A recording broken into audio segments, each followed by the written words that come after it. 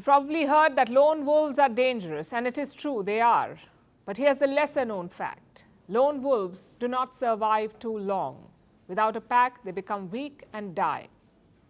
Why are we talking about this now? Because Benjamin Netanyahu is increasingly looking like a lone wolf. His allies have ditched him, his people have abandoned him, yet he pushes on. The question is, can this lone wolf survive? Let's look at the latest development. Reports say the US has paused weapons deliveries to Israel.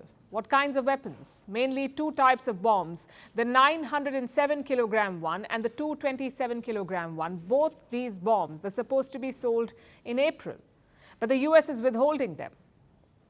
It is also delaying the sale of JDAMs, Joint Direct Attack Munitions. Now, these are basically guidance kits. You put them on a bomb, it becomes a precision munition. The US was supposed to sell 6,500 of these to Israel, 6,500, but again, the sale has been paused. Why is US President Joe Biden doing this? Because he does not agree with Netanyahu's plan. The Israeli Prime Minister wants to invade Rafah. Most experts say it will be a bloodbath. And with an election around the corner, Biden does not want to risk anything. He's playing it safe. And he's not alone. A lot of countries have stopped military sales to Israel, some partially, some completely, like Canada, the Netherlands, Belgium, Japan, Italy, and Spain. So again, the question is, can Netanyahu win this war without them, especially the Americans? Can he win without them? Does he have the firepower to do so?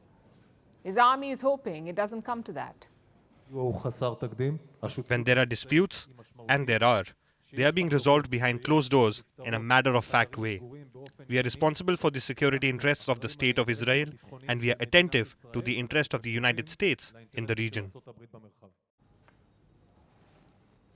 Wars are very expensive, especially when you don't have a fixed goal. And that is Israel's case. We don't have numbers from their government, but we have media estimates. By December, Israel had spent $18 billion on this war. That's $211 million every day. And that bill was expected to rise. By how much? To almost $50 billion this year. Can Israel's economy bankroll that? Well, their national GDP is around $522 billion. Their defense budget is $15 billion, 1-5. So spending so much on a war is not financially viable. We're talking about almost 10% of their GDP. Compare that to Russia. They're spending just 3% of their GDP on the Ukraine war, so clearly Israel is stretched, which is why the US is important. Around 68% of Israel's weapons imports come from the US, and this trade is virtually free. Every year, the US grants money to Israel. How much money? Around $3.8 billion. And they give this money on one condition. Israel must buy weapons from two places, either the US or domestic Israeli producers.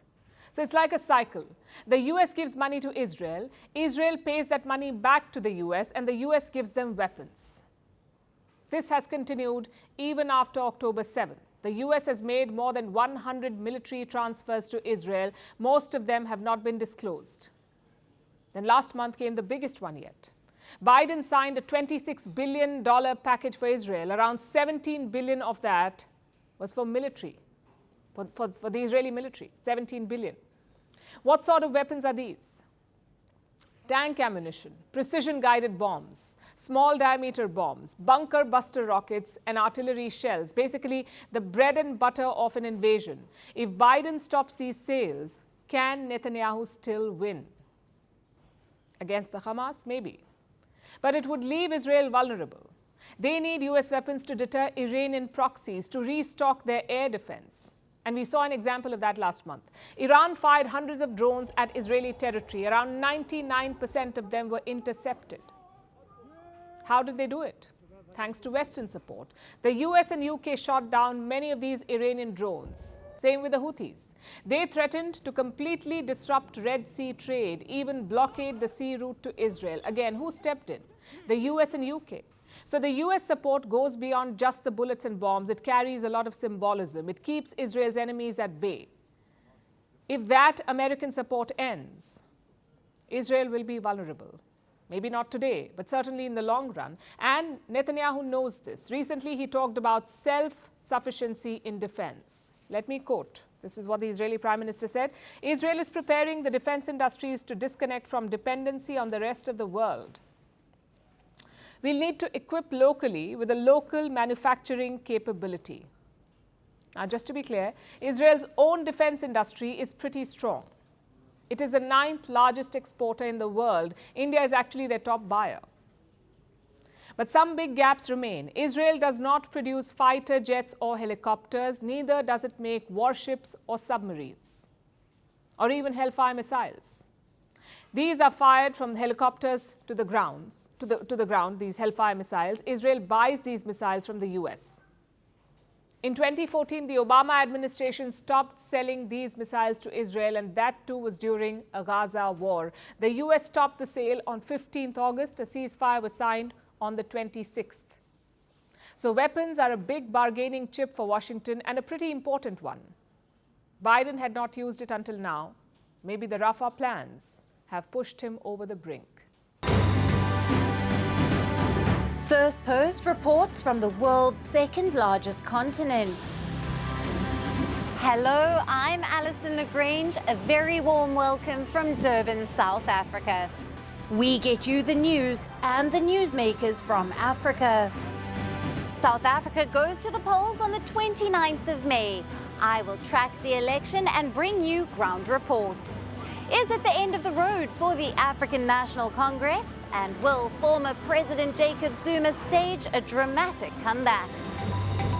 From elections to climate change to innovations and opportunities.